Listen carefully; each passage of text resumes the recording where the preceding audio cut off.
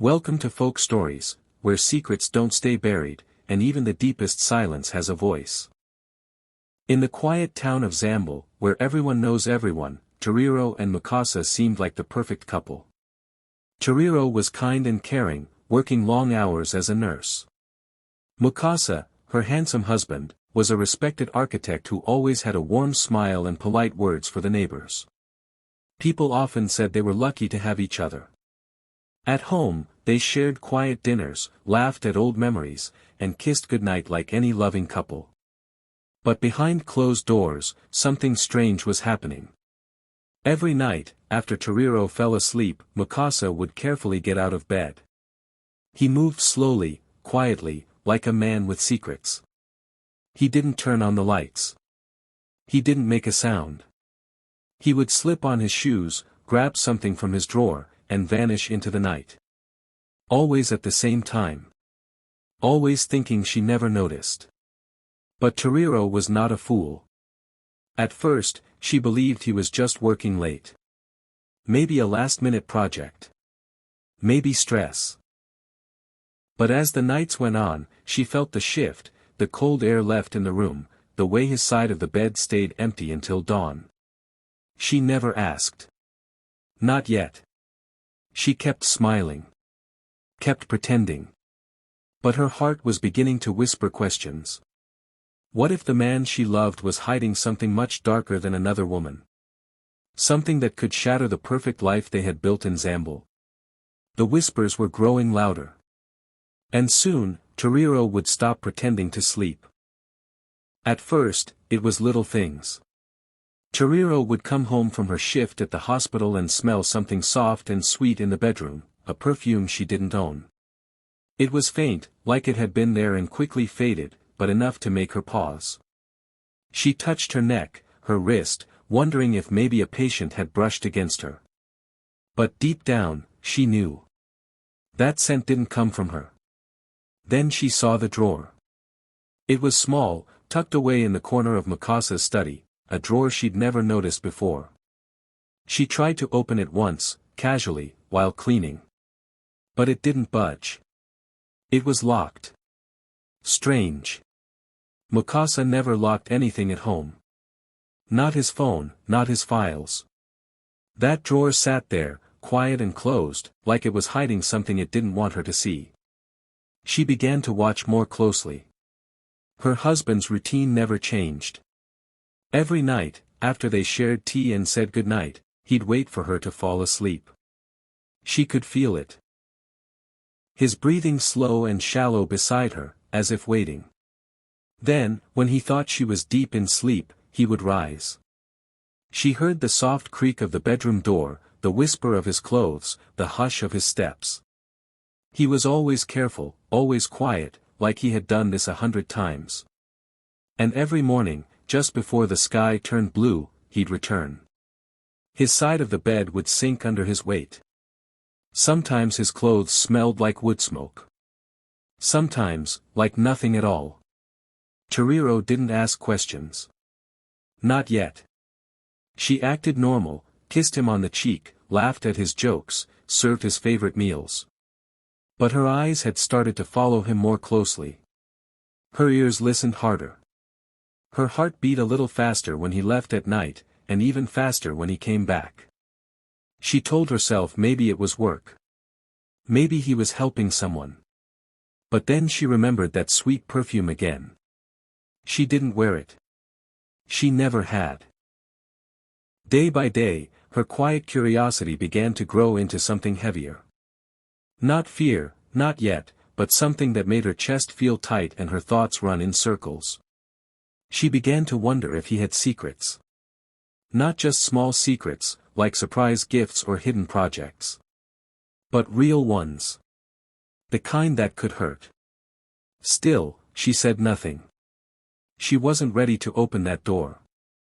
But the door in her mind, the one holding all her doubts, had already cracked open. She didn't want to believe anything bad about Mukasa. She had loved him deeply, trusted him completely. But her instincts were beginning to whisper louder than her love. And she knew, soon, she would have to find out the truth. whether she was ready or not.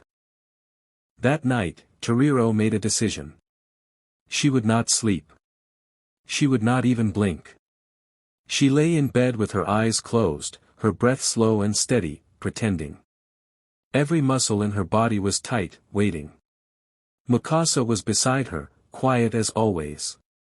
She felt him turn slightly, as if checking her. Then, in a voice lower than a whisper, he spoke into his phone. "She's asleep. I'll be there in 20. Her heart nearly stopped. It was the first time she had heard him say anything, and it wasn't just words. It was proof. Proof that something was going on. She felt a chill run through her whole body, but she didn't move. Not even a twitch. When he left the bed, she waited. 10 seconds. Then 20. Then she opened her eyes. Slowly. Quietly. She slipped out from under the blanket and followed him. No shoes, no phone. Just her racing heart and shaking hands. The night was cold, the kind of cold that feels like it's warning you. But she didn't stop. She stayed far enough behind to not be seen, but close enough to hear his steps. He walked through the back path, past the garden, and deep into the woods. Deeper than she had ever gone. That's when she saw the baobab tree, old, wide, and full of shadows. And under it, a sight she would never forget. Mukasa wasn't alone. There were other people there. Men and women, standing in a circle. They wore dark clothes. Some of them were chanting, words she didn't understand. Strange, deep sounds that made her skin crawl. In the middle of the circle was a small fire. And in Mukasa's hands was a small wooden box. He held it carefully, like it was precious. He opened it slowly. Inside, Toriro saw a photo, her photo. Folded neatly. A strand of hair. And something red. It looked like blood. Her own husband. Holding a box with pieces of her inside it, standing with strangers under the moonlight. She froze behind a tree, breath caught in her throat. Her knees were shaking, but she dared not move. One wrong step, one sound, and they might see her. She wanted to scream, to cry, to run. But she did none of that. She watched. Mukasa handed the box to someone else. They all bowed their heads. More chanting. More firelight flickering on their faces. It was like a dream, no, a nightmare. But it was real. So real that she could feel the dry leaves under her feet and the cold sweat on her skin. She stayed until the ritual ended. Until Mukasa turned to walk back home. Then, and only then, did she run. Silent, fast, back through the trees, barefoot and breathless. She climbed into bed just moments before he returned. She shut her eyes tightly. Not out of sleep, but out of fear. Her mind was racing. Her body was frozen. And her heart. It was broken. The man she loved was not who she thought he was. And now, she knew. Toriro couldn't sleep that night. Even after Mukasa returned and climbed into bed beside her, pretending like nothing happened, her eyes stayed wide open in the darkness. Her heart beat so loudly, she thought he might hear it. The images from the forest played again and again in her mind, the people, the chanting, the fire, and that small box with her picture, her hair, and something that looked like blood. She had followed him thinking she might find another woman, maybe a secret relationship. But what she saw was far worse. Mukasa wasn't cheating. He was involved in something else, something dark, strange, and terrifying. The next morning, she moved through the house like a ghost. She cooked breakfast, smiled, and kissed him goodbye like always. But her hands shook when he wasn't looking. She had to understand more. Why was her husband offering parts of her to this group? What did they want from her? Was she in danger? Or was it already too late? That evening, while Mukasa was still at work, Toriro went into his study. Her fingers trembled as she touched the locked drawer again. This time, she used a pin and carefully picked it open, something she had seen once in a movie. To her surprise, the lock gave way. Inside was another small box, similar to the one she had seen under the baobab tree. She opened it slowly. Her breath caught in her throat. Another photo of her. Another strand of her hair. And a folded piece of cloth stained with something dark red. It looked old. It smelled strange, earthy and metallic. Her hands felt cold as she closed the box. In the same drawer, she found a cloth pouch with odd symbols and dried herbs. Beneath it, tucked between papers, was a notebook. Inside were pages filled with strange drawings, symbols, and her name written over and over again. Some pages had dates and times. Others had what looked like prayers or spells. She flipped through faster, heart racing. Her photo was taped to one of the pages. Below it, a line that made her blood run cold: bind her soul. Make her stay. She stared at the words for a long time, unable to breathe. Mukasa wasn't just part of a group. He was doing something to her. A ritual. A binding. Something that wasn't just spiritual, it was personal. He wasn't trying to hurt her with fists or words. He was trying to control her with something invisible, something ancient. Suddenly, everything made sense: the strange dreams she had been having, the tiredness that never left, the feeling that something unseen was always watching her. It wasn't in her head. It was real. And Mukasa was behind it. She took photos of everything: the box, the notebook, the strange items. She put everything back exactly the way she found it, locked the drawer, and walked out of the study as if nothing had happened. But in her heart, she knew life would never be the same again. She couldn't stay silent anymore. Something was coming, and she had to be ready. The next morning, when Mukasa left for work, Toriro stood at the window and watched his car disappear down the road. Her hands were cold, her mind racing. She had barely slept the night before. Everything she had seen under the baobab tree, and everything she had found in the locked drawer, stayed stuck in her head like a heavy shadow. Today, she had to go deeper. She had to find out everything. Once the house was quiet, she made her way to his study. She moved quickly but carefully, checking the walls and corners, looking for anything unusual. Then, her fingers brushed against something strange. A part of the wall behind the bookshelf felt hollow. She pushed. It shifted slightly. She pressed harder. With a quiet click, the wall opened. Behind it was a small hidden room. The air inside was dusty and cold. No windows, no lights. Just shelves filled with old, strange books. The covers were worn, the pages full of drawings and writing she couldn't read. Some showed symbols, fires, and circles drawn around human figures. Others had pictures of knives, hands, and what looked like people kneeling in the dark. On a small table sat a notebook, and the moment she opened it, her heart dropped. Her name was everywhere. Written again and again in black and red ink. Sometimes it was circled. Sometimes it was surrounded by strange marks. One page had a picture of her sleeping. Another had a date and the words, soul binding. Next to the notebook was a safe, locked tightly. She didn't try to open it. Not yet. But she took photos of everything: the books, the notebook, the strange marks, the wall, even the floor.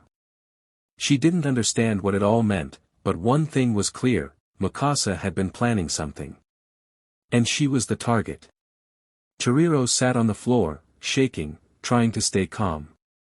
She couldn't keep this to herself any longer. She needed someone wiser, someone who understood the spiritual world. Then she remembered a name her late grandmother once told her: Mbuyanyirai, a respected elder woman who lived in Kurundi. People called her a seer, a healer, someone who could protect and guide. Chiriro found the old number in one of her grandmother's journals and called. The woman's voice was soft but strong. "I was waiting for you," she said, before Chiriro could say anything. Tears filled Chiriro's eyes. She told Mbuya everything, from the night she followed Mikasa to the hidden room she had just found. The elder listened without interrupting. Then she said, "This is not just a man trying to control you. This is old magic, dangerous and selfish. But don't be afraid. I will help you." Chiriro felt a wave of relief.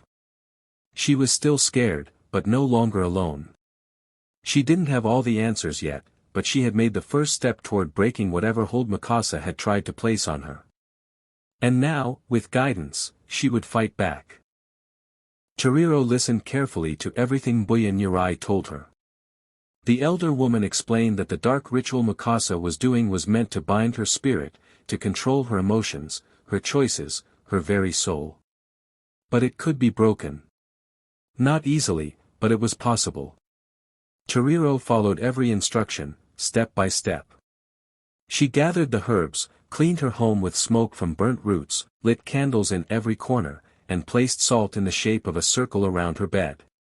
She whispered words Mbuya had taught her, words meant to break the power Mikasa tried to hold over her.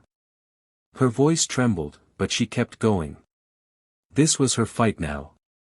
She was no longer going to wait in silence. She was going to take her life back. That night, she lay in bed again pretending to sleep. Just like before. Mikasa moved silently, as always, slipping out once he thought she was asleep. But this time, she didn't follow him. She didn't need to. She had already done what she needed to do. She had made copies of everything, the pictures, the notebook pages, the strange books, even a recording of his phone call. And she had sent it all to the authorities, along with a message, "Please protect me. My life is not safe." As soon as Mikasa was gone, she left. Quietly. Calmly. She took nothing except her ID, her phone, and the small charm Mbuya had sent her in the mail. She didn't look back. She didn't cry. She had already done her crying. She stayed in a safe house just outside town, where she waited in silence. Meanwhile, back in their home, Mikasa returned from the forest just before dawn, like always. But something was wrong. The air felt heavy. The room was too quiet. The bed was cold. Chiriro wasn't there. Her clothes, her jewelry, even her toothbrush, all gone. Then the light started flickering. He rushed to his study. The drawer was open. The hidden wall had been moved. The safe was empty. His heart began to pound. He turned to run, but it was too late. A loud knock echoed through the house. Then another. And another. "Open up. Police." Mikasa stood frozen. He didn't move. Couldn't breathe. When he finally opened the door, he was greeted by 3 officers and a tall woman holding a file. "We have reason to believe you're involved in illegal spiritual practices and attempted spiritual manipulation," the officer said. Mikasa's face went pale. The officers stepped in. They searched the study, the hidden room, the drawer, everything. They found enough evidence to confirm everything Chiriro had sent. He was handcuffed before the sun fully rose. And Chiriro? She watched the news later that day from her safe place. She didn't smile. But she felt something deep inside, peace. A kind of peace that had been missing for a long time. She knew this wasn't the end. But it was a beginning. The moment her silence turned into strength. The moment she chose herself. The trap Mikasa tried to set had failed. And the truth? It had finally been heard. The news of Mikasa's arrest spread fast. People were shocked. No one could believe that the charming, successful architect they all admired was living a double life, part of a secret cult, using dark rituals to control his own wife. But the truth was out, and it couldn't be hidden anymore. The police uncovered more members of the group. Several were arrested. The forest meeting stopped. The chanting under the baobab tree fell silent. But the biggest change wasn't Mukasa's fall. It was Toriro's rise. She didn't hide anymore. She came forward, bravely sharing her story on radio shows, in interviews, and on social media. Her voice was soft, but her words were powerful. She spoke for women who were trapped in silence, for those who were told to obey, to stay quiet, to sleep through their pain. If your peace feels haunted, she said, don't be afraid to open your eyes. That one sentence touched hearts across the country. With the support of other survivors and Buyan Yurai's guidance, Toriro opened a center in Ndola, a safe space for women who felt lost or afraid, especially those facing spiritual abuse. They came with broken hearts, with secrets too heavy to carry alone. And she welcomed them, one by one, helping them heal, speak, and rise. Toriro didn't just escape the darkness, she lit a path through it. What was meant to silence her became the reason she was heard. And every night, as she walked through her center, listening to the quiet voices of other women, she smiled softly. Because silence was no longer something to fear, it was where strength began. In the quietest moments, the loudest lies are told. But remember, the truth always wakes up. Keep watching folk stories, where secrets crumble and strength rises.